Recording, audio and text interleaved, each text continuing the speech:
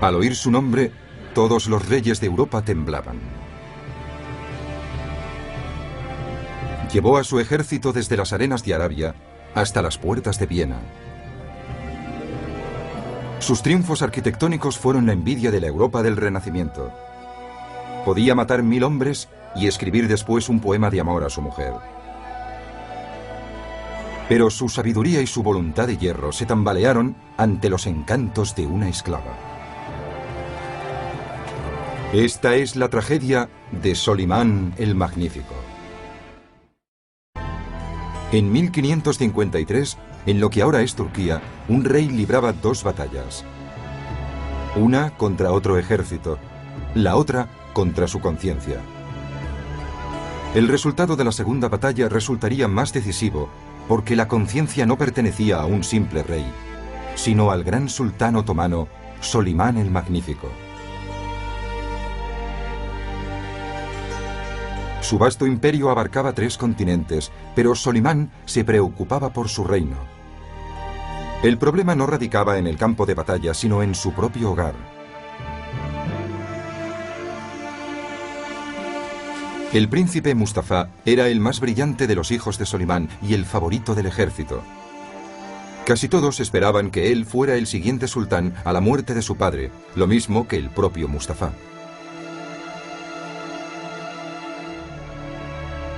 Se rumoreaba que Solimán era demasiado viejo para el trono y que el joven príncipe Mustafa estaba conspirando para arrebatárselo.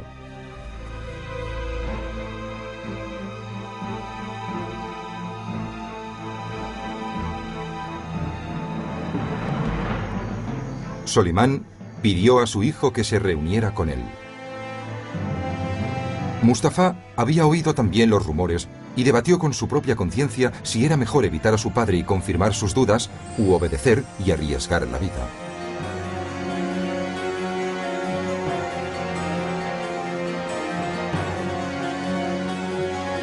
El ejército esperó el resultado de la reunión. ¿Un encuentro familiar o un encuentro que acabaría manchado de sangre?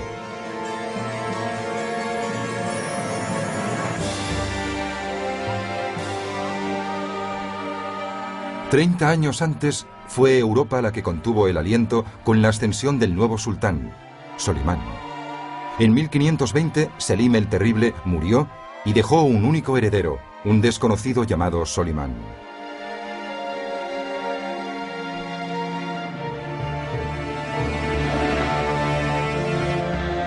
El padre reinó solo 8 años, 8 sangrientos años. Mató a tantos súbditos que recibió el nombre de Selim el Cruel. En la guerra mató a tantos que sus enemigos creían que era el demonio encarnado. El temor y la curiosidad convocaron a hombres de todas las naciones al palacio de Topkapi para rendir homenaje al hijo coronado.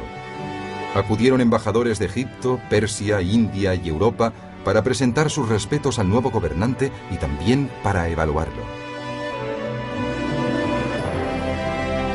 Por lo que vieron, el hijo no se parecía en absoluto al padre. Selim se aseguró el trono asesinando a todos los varones de su familia. Tenía tan mal carácter y era tan cruel que la frase "que seas consejero de Selim" era una maldición habitual. Pero con Solimán, el terror desapareció del palacio. Al contrario que su padre, él se rodeó de poetas, pintores y músicos. La afición favorita de Selim era la guerra. A Solimán le preocupaba la moda. Medía sus conquistas en lino y seda.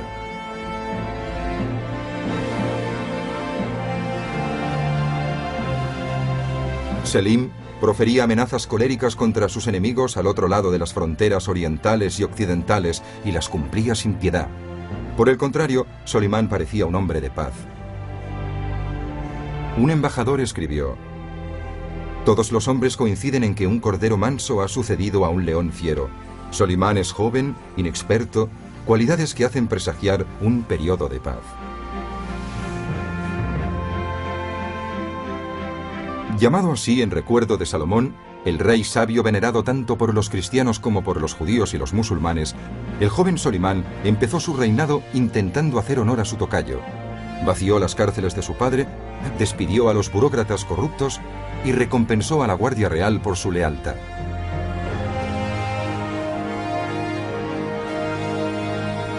Parecía que con Solimán la vida iba a ser justa, pacífica y aburrida.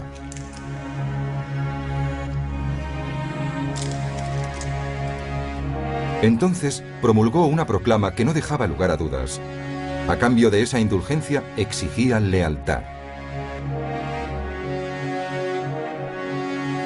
Con la creencia de que de todos los males los conocidos son los menores, exigió a todos y cada uno de los súbditos de sus vastas y remotas tierras que le declararan fidelidad. Los que tardaron en contestar fueron declarados enemigos suyos. Mi precepto supremo, decretó Solimán, tan ineludible como el destino, es que ricos y pobres, ciudades y pueblos, súbditos y tributarios deben apresurarse a obedecer. Quienes se demoren sufrirán la pena máxima. La proclama obtuvo el efecto deseado.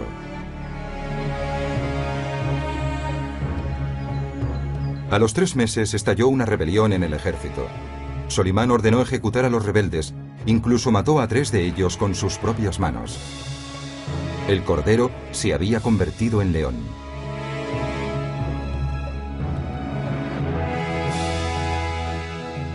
Poco después, el gobernador de Siria se rebeló contra el imperio. Solimán mandó decapitar a los cabecillas y quiso recibir prueba de ello personalmente.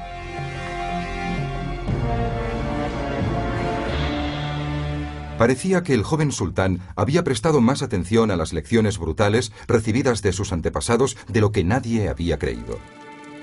La herencia de Solimán se remontaba a Osmán, un jefe guerrero de una temible tribu islámica. Otomano significa de hecho la casa de Osmán. Los otomanos, que surgieron en Turquía hacia el año 1300, se lanzaron sobre una de las reliquias de Roma: el Imperio Bizantino. Constantinopla, la capital bizantina, se convirtió en el último bastión de la cristiandad en Oriente. En 1453 los otomanos la atacaron. Tras un largo y duro asedio, la ciudad capituló. Constantinopla se convirtió en la nueva capital del Imperio Otomano, Estambul. La gran basílica cristiana de Santa Sofía se transformó en una mezquita. Los soldados de Alá se habían apostado a las puertas de Europa. Y ahí se quedaron. Durante 100 años, el reino de Hungría bloqueó su camino a nuevas conquistas. El padre de Solimán se apoderó de Egipto, Siria y parte de Arabia. Pero en Europa no consiguió superar los Balcanes. Ahora le tocaba intentarlo a Solimán. Europa, por su parte, estaba en ebullición. Se había descubierto un nuevo mundo al otro lado del Atlántico y el viejo mundo se enriquecía con ello. A cambio, los conquistadores llevaban la cristiandad con la cruz si era posible, con la espada si era necesario. Europa no era tolerante con los paganos, como el mismo Solimán descubriría.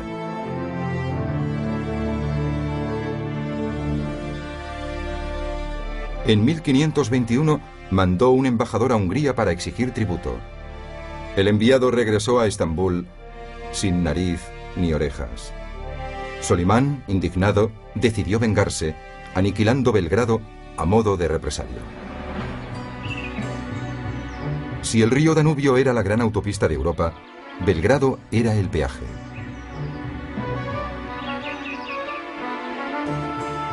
Belgrado había resistido uno tras otro a todos los ejércitos islámicos, pero Solimán había aprendido de sus antecesores y de sus enemigos.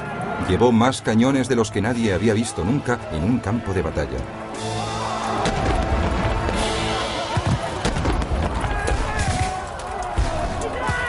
Cuando los antepasados de Solimán fracasaron en la conquista de Belgrado, Europa dio por sentado que la ciudad era inexpugnable.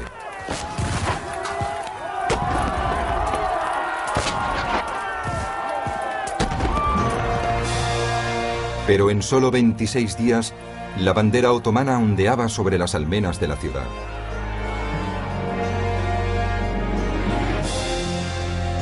El sultán había derribado la puerta de Europa.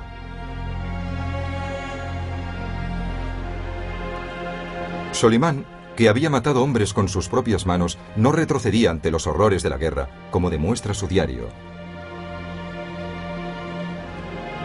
El foso estaba lleno de cadáveres. Habían muerto 500 o 600 hombres. Un centenar de cabezas de soldados que no habían podido escapar estaban clavadas en picas a lo largo de la carretera.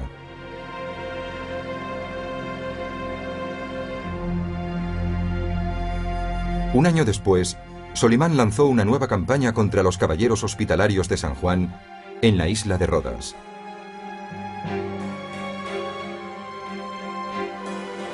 Desde su fortaleza, estos nostálgicos de las cruzadas atacaban las naves otomanas. Aunque vestían como sacerdotes, luchaban con la espada.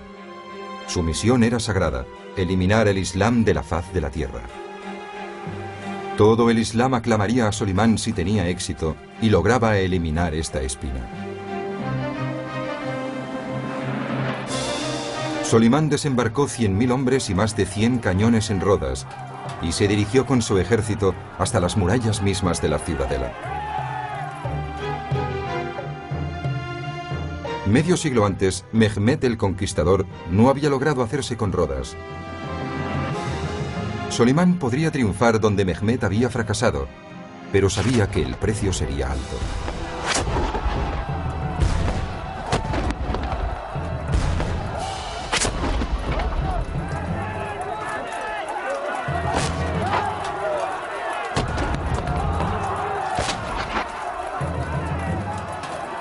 No podía imaginar exactamente cuánto. 50.000 otomanos, la mitad de su fuerza, cayeron en el transcurso de un sitio que se alargó 6 meses.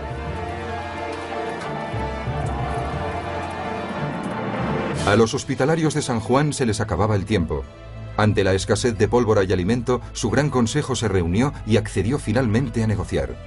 Pero Solimán no tenía ninguna intención de negociar.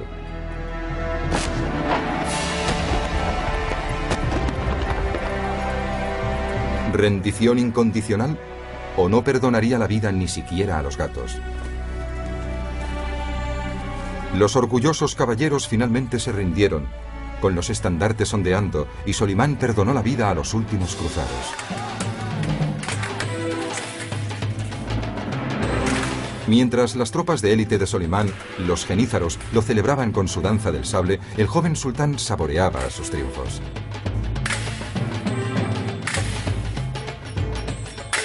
Sultán, desde hacía solo 2 años y sin haber cumplido aún los 30, había tomado la fortaleza de Belgrado, derrotado a un ejército cruzado y obtenido el control de la mitad del Mediterráneo.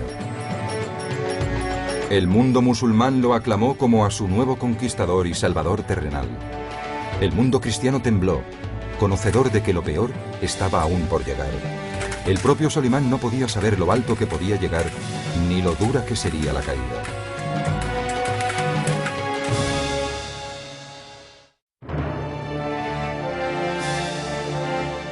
El sultán Solimán demostró ser ambicioso y despiadado, incluso vanidoso, pero no era tan orgulloso como para no escuchar consejos.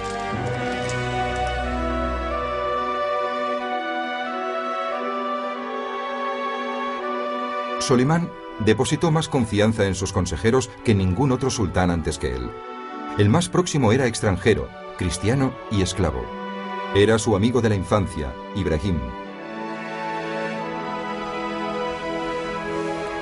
De paje de Solimán, Ibrahim pasó a ser administrador, diplomático, general, cuñado y por último, gran visir, el equivalente de un primer ministro.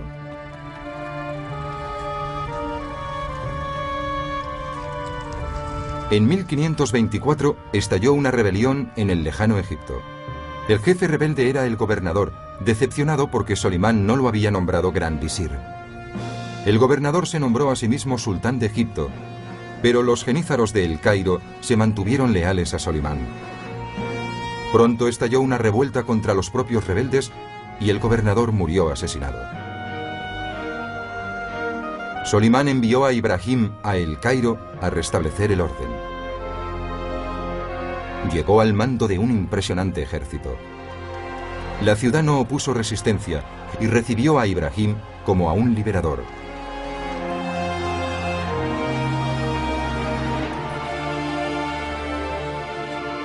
En nombre de Solimán, Ibrahim se instaló en el palacio del gobernador. Promulgó leyes que significaron la paz, redujo los impuestos, liberó prisioneros y, para no correr riesgos, ejecutó a los cabecillas de la rebelión. De vuelta a Estambul, Solimán ensalzó los triunfos y la lealtad de su querido Ibrahim. Colmó de alabanzas e incluso dio más poder a su gran visir. Después del sultán, Ibrahim era el hombre más importante del imperio. Solo había una persona más próxima a Solimán. También se trataba de un esclavo.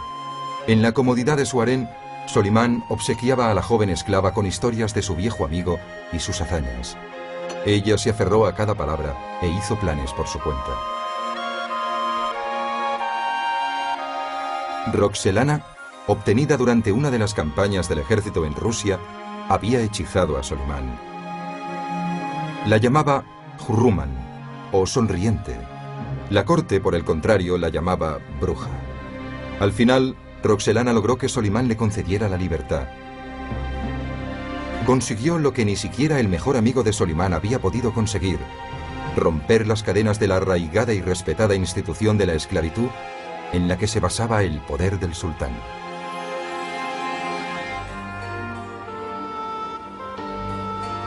Según Maquiavelo, que vivió a 2 imperios de distancia, el Imperio Otomano estaba gobernado por un hombre. Todos los demás eran siervos suyos. Aún así, Solimán no podía gobernar solo el imperio más grande del mundo. Hasta un sultán tiene que delegar su autoridad. Era una paradoja que desconcertaría al mundo durante siglos. La inmensa mayoría de quienes ejercían el poder en nombre del sultán eran esclavos. Raptados desde niños e inmersos en un ambiente de veneración hacia el emperador, aprendían pronto que sus oportunidades para mejorar su estado eran superiores a las de los ciudadanos otomanos y sus compatriotas. Los que eran luchadores formaban la columna vertebral del ejército de mayor prestigio de Europa y la mejor arma del imperio, los legendarios genízaros. El sultán recaudaba un impuesto en todos los hogares cristianos situados dentro de las fronteras del imperio. El pago, uno de sus hijos. Los muchachos cristianos llevados a Topkapi como propiedad personal del sultán aprendían a ser soldados de Alá. Mientras los nobles, con condiciones para ello o no, dirigían los ejércitos europeos, los genízaros lograban los ascensos según sus méritos. Un esclavo podía llegar a ser general, una graduación que en su país de origen solo podía soñarla. El resultado de este sistema era la fuerza armada más fuerte y más leal del mundo. Sentían tal devoción por el sultán que, según se decía, podía conducir a 10.000 hombres con un hilo. Y el hilo que Solimán tenía en la mano parecía muy atrayente.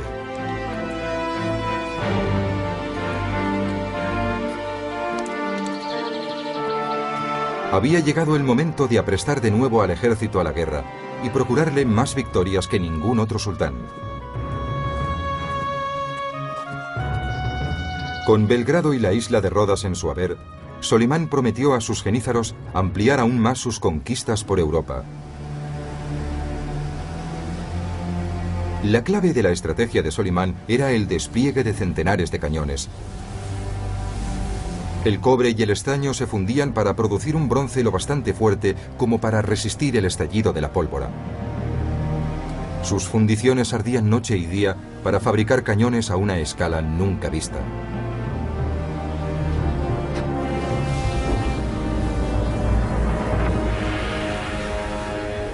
Y Solimán tenía intención de dirigirlos contra hombres, no contra murallas.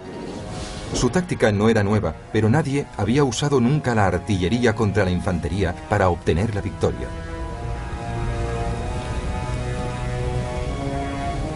Fabricar armas no bastaba. Tenía que poder transportarlas donde las necesitaba. Solimán tenía medios para hacer ambas cosas. En 1526, Solimán dirigió a su ejército hacia Belgrado y mandó los cañones en barco hasta la desembocadura del Danubio para reencontrarse río arriba. En el viaje hacia el norte encontró el lugar perfecto para su trampa, una llanura inmensa llamada Mohacs. En el bosque que la rodeaba, Solimán escondió las armas y el grueso del ejército.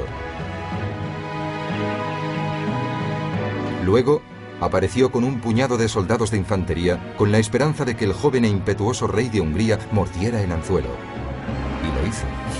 Ante el avance otomano, cerca de 40.000 húngaros atacaron como sombras en la noche.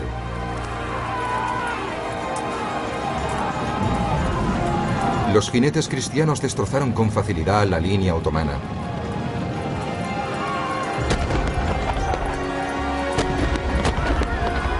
Cuando los otomanos se retiraron, los cristianos que olían la victoria los persiguieron.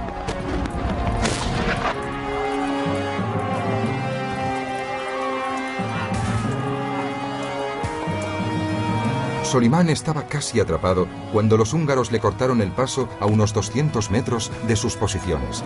Solimán no cedió y exhortó a sus hombres a seguir luchando.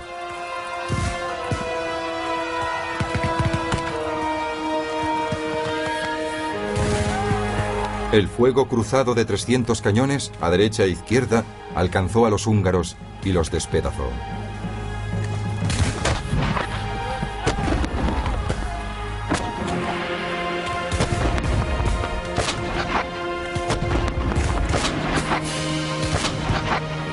Hasta que los cañones no hubieron terminado su terrible tarea, Solimán no ordenó a sus hombres atacar.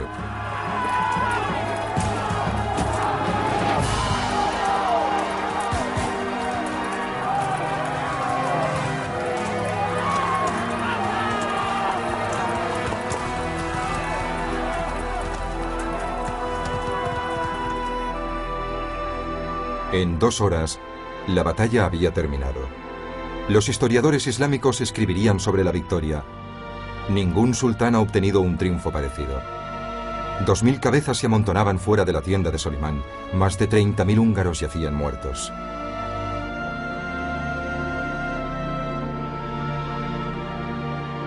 Entre ellos, un caballero imprudente de solo 20 años, el rey de Hungría. Los nobles húngaros supervivientes no tuvieron más remedio que someterse a su nuevo soberano, Solimán.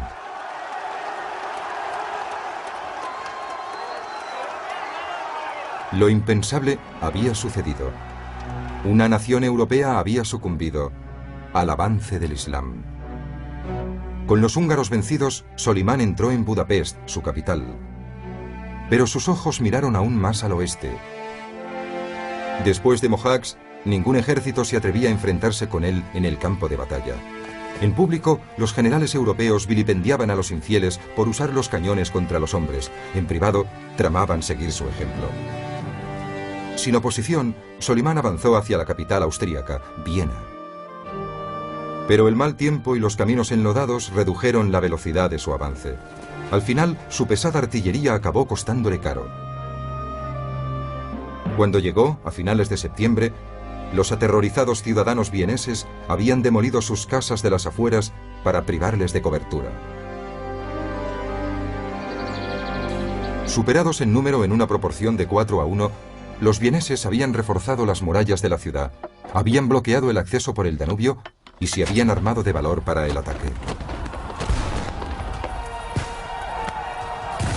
Mientras Viena rezaba por su liberación, el resto de Europa se escondía aterrorizada.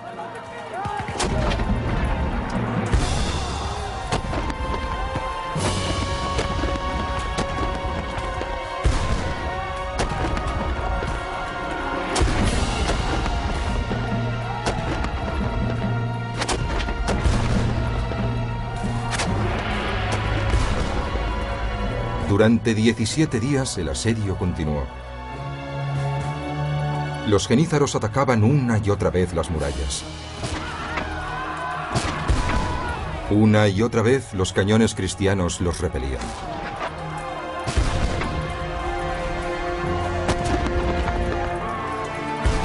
Como la lluvia y el barro habían impedido a Solimán transportar sus pesadas armas, en su lugar tuvo que confiar en sus ingenieros. Cavaron minas bajo las murallas de la ciudad y abrieron agujeros en ellas, pero los agujeros se llenaron de cadáveres de otomanos. Al final, ni Viena ni Solimán obtuvieron la victoria. Lo hizo el invierno.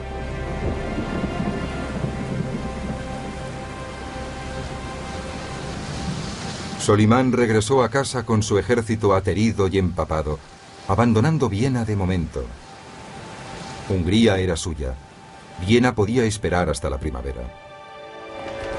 Estambul exaltó el regreso de su triunfante sultán.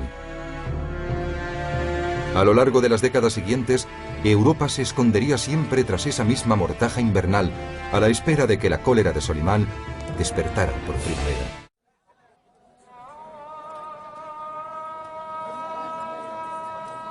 Tras cada conquista, Solimán ordenaba que una iglesia se convirtiera en una mezquita. En ella daba gracias a Alá por sus victorias.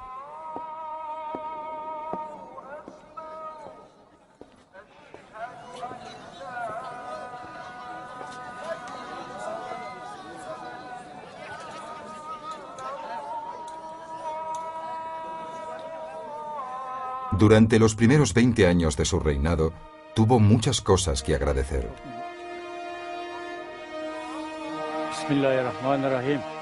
En la década de 1540, Solimán reunió tantos títulos como reinos poseía. Era sultán por la gracia de Dios, rey de reyes, rey todopoderoso de Persia, rey de Arabia, rey de Siria y de Egipto, príncipe de la Meca, señor de Jerusalén y soberano del mar universal.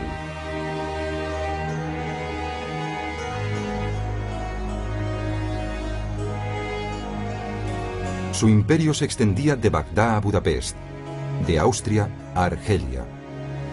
Solo una parte de sus súbditos era musulmana. El resto eran judíos, católicos romanos, ortodoxos griegos, protestantes. Como único caso entre los soberanos de Europa, Solimán permitió conservar su fe a los ciudadanos de los territorios conquistados. Con la sabiduría de Salomón y la astucia política de Maquiavelo, el sultán se percató de que imponer una nueva religión a una vieja cultura sería el camino más seguro hacia una rebelión. Por esto tomó su decisión. Mientras contara con su lealtad, ellos podrían hacer lo que quisieran con su alma. Pero no había ningún código que gobernara poblaciones tan dispares. Solimán necesitaba leyes lo bastante grandes como el dios de los musulmanes, pero que no ofendieran a los otros dioses. Fue incluso más allá. Redactó leyes que no ofendían a los sacerdotes ni gravaban a los mercaderes. Este nuevo código lubrificó los engranajes del comercio y contribuyó a hacer de su imperio el más rico del mundo. Las leyes de Solimán lo regulaban todo, del comercio a los salarios, hasta la cantidad adecuada de fruta en un pastel. En el Gran Bazar de Estambul, el más grande del mundo, un vendedor deshonesto se arriesgaba a ser flagelado en público.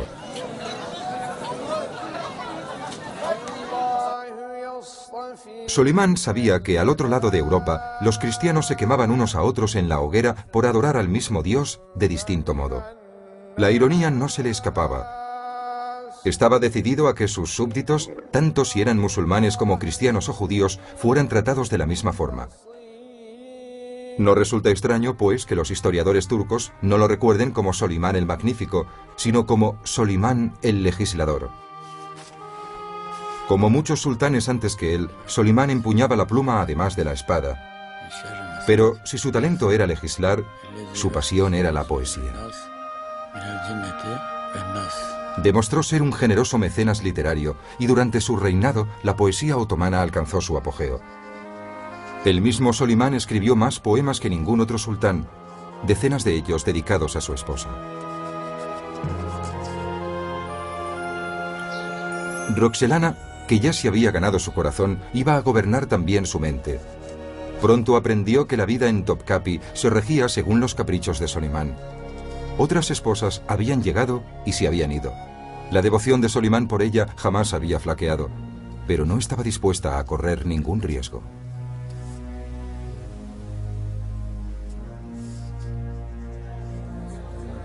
A lo largo de los años, intentó cambiar el equilibrio de la balanza del poder a su favor.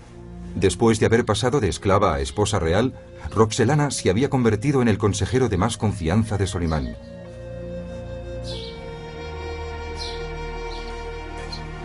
Su consejo era interesado. Sugirió que a Ibrahim, el segundo hombre más poderoso del imperio, el poder se le había subido a la cabeza.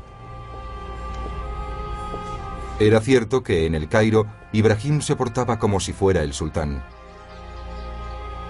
En Estambul incluso se había conferido un título que implícitamente lo elevaba al rango de sultán. Pero no se puede considerar que el orgullo sea un pecado mortal, así que Roxelana tuvo que inventarse uno. Bajo el reinado tolerante de Solimán, Ibrahim había reunido una colección de arte cristiano. Sin duda, Alá, por no decir Solimán, consideraría intolerable a ese dios rival. Una mañana de 1536, el equilibrio del poder en Topkapi cambió para siempre. Al amanecer, los sirvientes empezaban a moverse por el palacio cuando se llevaron una desagradable sorpresa. En la habitación del gran visir, junto a la de Solimán, vieron señales de lucha. Encontraron sangre en la ropa de la cama y después el arma, la cuerda de un arco. El método habitual para estrangular a alguien. Encontraron el cadáver fuera del recinto, totalmente desnudo, como exigía la tradición cuando un poderoso había caído en desgracia.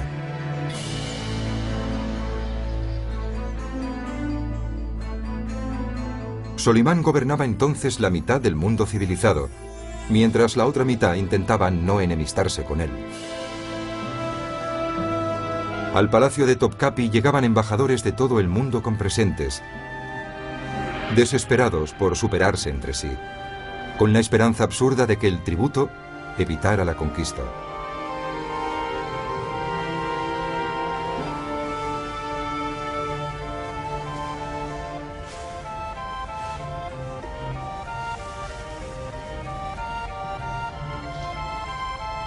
Un turbado sultán tenía la deferencia de aceptar estos regalos y veía cómo sus riquezas adquirían proporciones inimaginables. Encerrados con sus tesoros había ejemplares del Corán con incrustaciones de joyas. Cestas repletas de piedras preciosas se llenaban de polvo. Pero no era el tributo lo que evitaba que Solimán conquistara el resto del mundo. Era la distancia y el clima.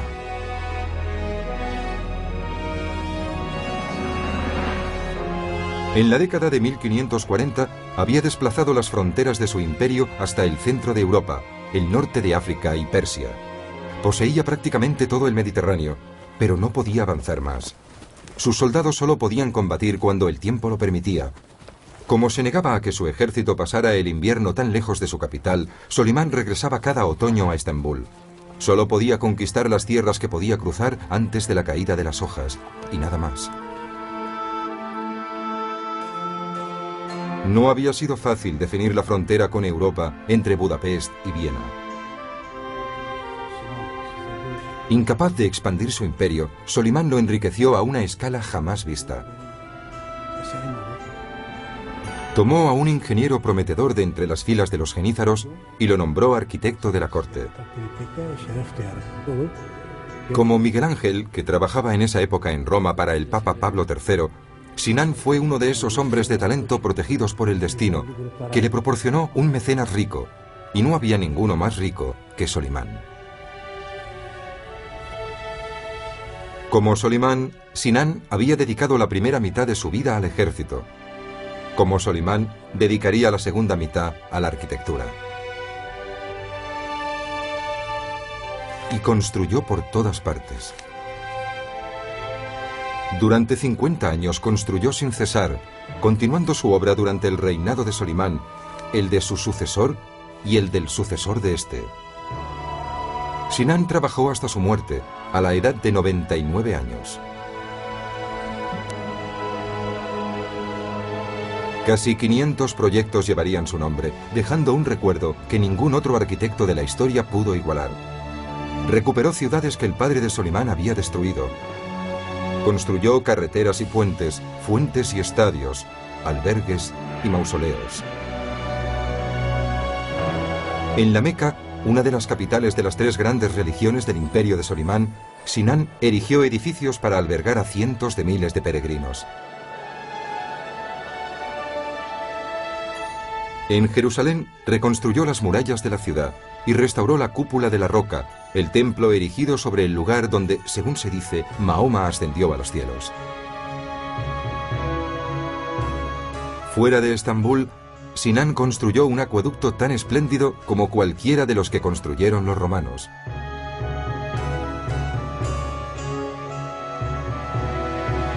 Desde unas colinas alejadas, el acueducto transportaba agua potable 110 kilómetros, hasta lo que se había convertido en la ciudad más grande de Europa. Grande fue el beneficio que Estambul obtuvo de la pasión constructora de Solimán. Con Sinan, el paisaje de la ciudad se transformó.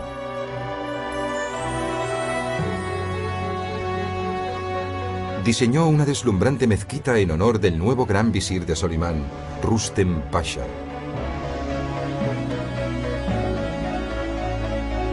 La mezquita estaba totalmente decorada con 100.000 de los famosos azulejos blancos y azules de la ciudad turca de Iznik. Nadie había prodigado nunca tal esplendor al interior de una mezquita. En ella, Sinan rindió tributo a Alá y alardeó de la riqueza del imperio con la misma claridad que si hubiese tapizado las paredes con dinero.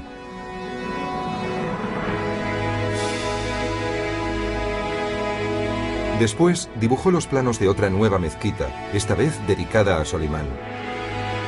Este edificio iba a ser como la coronación de tan beneficiosa asociación. Las obras se iniciaron en 1550, 4 años después de que Miguel Ángel empezara la cúpula de San Pedro. Sinan trabajaba sin presupuesto. Para Solimán, el dinero no era ningún problema. El proyecto fue la obra de un genio. El techo estaba formado por 4 cúpulas, que soportaban juntas una quinta cúpula central a 45 metros de altura. Sinan quería demostrar que los arquitectos otomanos podían igualar cualquier cosa que los europeos construyeran, y lo logró. El mecenazgo de Solimán proporcionó al arquitecto imperial mano de obra y recursos ilimitados. Tardó solo 7 años en trasladar su obra maestra del papel a la piedra. Miguel Ángel trabajaría 7 años más en San Pedro. La mezquita de Solimán es mucho más que un mero lugar de culto. Es una maravilla del urbanismo. En un área de 2,5 kilómetros cuadrados se extienden hospitales, baños, facultades de medicina, ciencias y derecho. Y como correspondía, la estructura más alta de la ciudad se erigió en la colina más elevada de Estambul. Cuando mostraron la mezquita a unos visitantes de Roma, uno de ellos escribió: «En ninguna parte puede encontrarse tanta belleza, externa e interna, junta».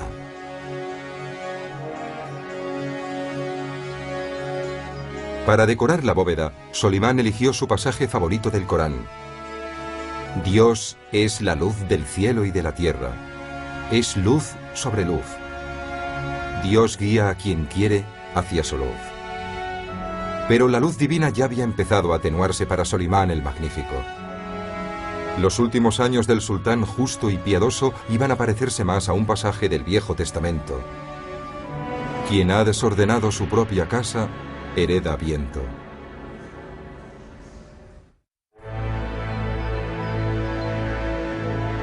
En el Imperio Otomano, pocos sultanes reinaron más de 20 años. En 1552, Solimán había ocupado el trono más de 30 años. ¿Quién iba a sucederlo? Sus hijos estaban impacientes y nerviosos. Según la tradición, cuando el sultán fallecía, su descendencia luchaba por el trono hasta que había un vencedor.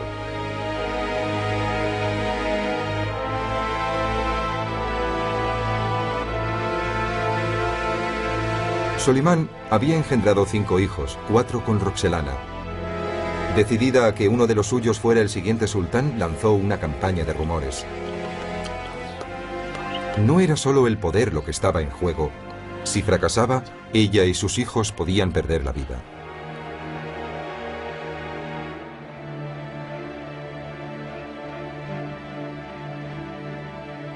El candidato más prometedor era el mayor, el príncipe Mustafa. Era un gobernador popular y gozaba del favor del ejército. Inteligente y capaz, solo tenía un fallo: la madre equivocada.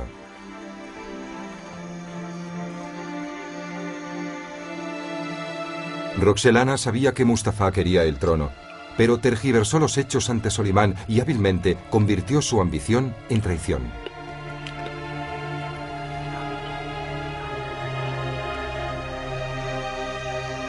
Cuando los rumores llegaron a Mustafa, se enfrentó a una crisis. ¿Sería la confianza de su padre más fuerte que la calumnia de Roxelana? No había salvado a Ibrahim, el mejor amigo de Solimán. La cuestión iba a decidirse en 1553, cuando Solimán se preparaba para entrar en guerra con Persia. Después de todas las mentiras sobre Mustafa, llegó a los oídos del sultán la mayor de todas. Le dijeron que su hijo conspiraba con los persas para derrocarlo. Solimán pidió al príncipe que se uniera con él en la campaña.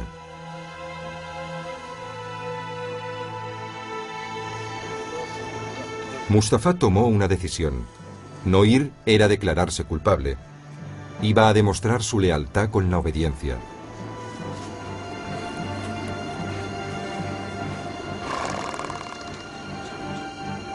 Mientras el ejército esperaba ansioso, Mustafa cayó en una trampa.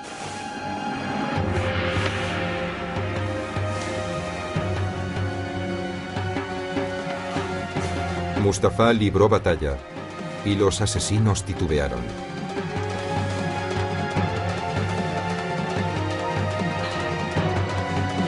Furioso por la demora, Solimán ordenó a sus hombres que acabaran el trabajo.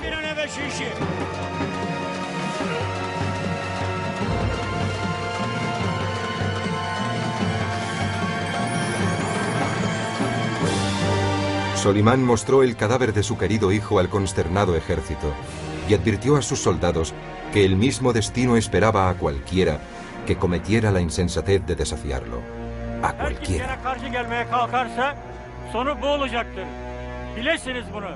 El ejército lloró la pérdida de Mustafa, a quien llamaban el hijo cuya inteligencia habría aumentado la gloria de la casa imperial.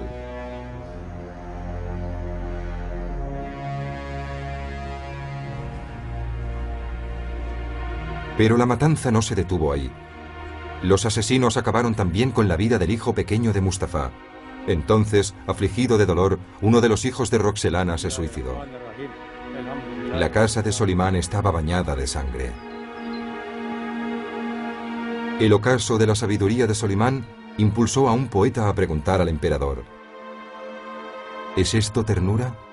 ¿Matar a alguien tan querido por vos como Mustafa? Lo matasteis engañado por una mentira. ¿Dónde está la verdad en todo esto? Derramasteis su sangre. ¿Es esta la justicia de un califa? ¿Qué ha sido de Mustafa? ¿Por qué lo matasteis, mi sultán?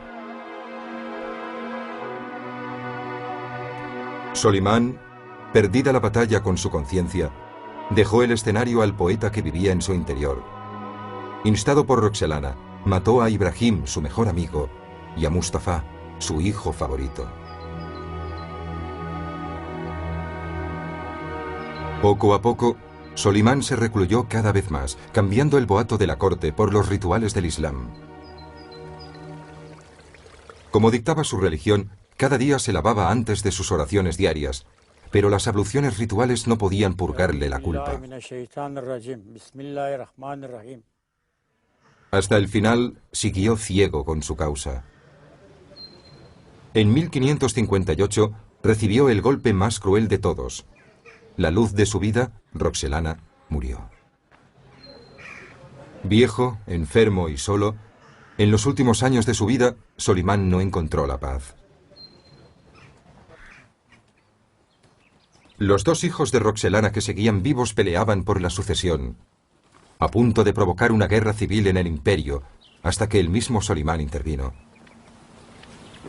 Derrotó al hijo menor, trágicamente de nuevo el más capaz de los dos, y entregó el reino a su hermano, como exigía la tradición. Bismillahirrahmanirrahim. Alhamdulillahi rabbil alamin arrahmanirrahim maliki yawmiddin iyyaka na'budu ve iyyaka nestaîn ihdinas sıratal müstakîm sıratal lezîne en'amte aleyhim gayril mağdûbi aleyhim veleddâllîn. Amin. Solimán había acabado una a una con las esperanzas más brillantes del imperio. Cuando el viejo sultán se acercaba a la muerte, solo le quedaba un hijo vivo. Uno que era, a decir de todos, un borracho y un idiota. El sucesor de Solimán el Magnífico iba a ser Selim el Borracho, el primero de una larga serie de sultanes ineptos y el peor en 3 siglos. Solimán, el conquistador incomparable, el legislador, el mecenas generoso, se había convertido en un caparazón vanidoso y vacío. Empezó incluso a ir maquillado en las contadas ocasiones en que aparecía en público. Su pueblo todavía lo recordaba por sus extraordinarias campañas de conquista, pero llevaba más de una década sin ver el campo de batalla cuando le fue impuesta una 13ª campaña. Durante 40 años, el gobierno de su gran conquista europea, Hungría, estaba en manos de un títere elegido por él mismo.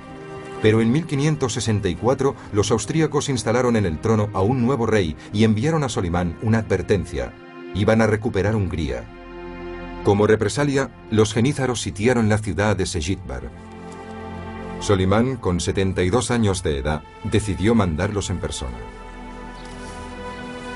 Aquejado de gota, montó con gran dolor sobre su caballo para ponerse al frente de sus genízaros.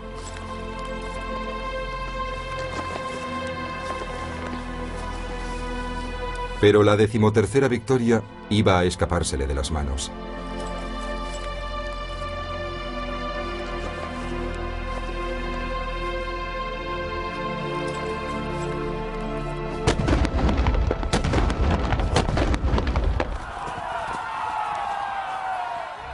Durante la encarnizada batalla, Solimán cayó mortalmente enfermo.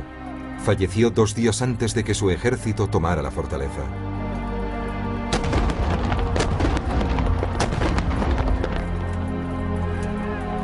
Su muerte se mantuvo en secreto. Durante 43 días, sus consejeros falsificaron su firma y emitieron órdenes mientras esperaban la llegada de Selim.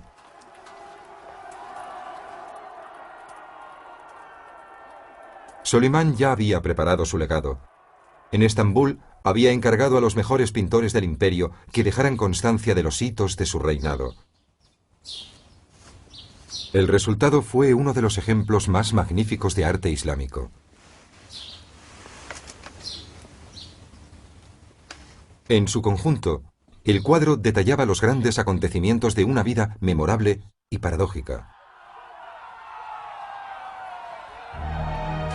Durante 50 años gobernó el imperio más grande de la época, pero permitió que una joven del harén gobernara su corazón. Se mantuvo firme frente a los mejores ejércitos que se le enfrentaron, pero mandó a unos asesinos acabar con su mejor amigo y su hijo. Impuso respeto a los reyes cristianos y suscitó el desprecio de sus propios poetas islámicos. Convirtió el palacio de Topkapi en una de las cortes más ricas del mundo y dilapidó los frutos de su legado. Reconoció y cultivó el talento artístico como ningún otro sultán antes o después que él, pero no supo reconocer la traición en su propia casa. El corazón de Solimán fue enterrado en Hungría, en Mohacs, el escenario de su mayor victoria. Su cuerpo recibió sepultura en la gran mezquita que lleva su nombre. Su legado permanece tan grande y trágico como su vida. Sus huellas artísticas y legislativas todavía perduran en el mundo. Nadie se elevó tan alto como Solimán el Magnífico.